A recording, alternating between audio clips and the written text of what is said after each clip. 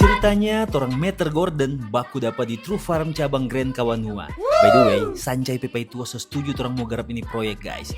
Cerita episode selesai, kurang mau tunggu waktu syuting.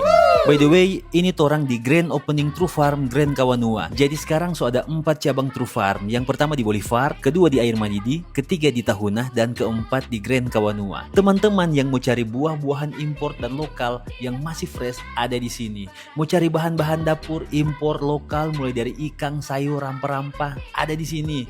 Mau cari minuman, dari minuman ringan sampai berat ada di sini guys. Di sini juga selalu ada promo item grocery maupun fresh. Dan yang paling wow, mulai tanggal 27 November di True Farm belanja minimal 350.000 dapat kupon undian gebyar berhadiah dengan hadiah utama mobil dan akan diundi bulan Mei 2026 untuk 4 store True Farm.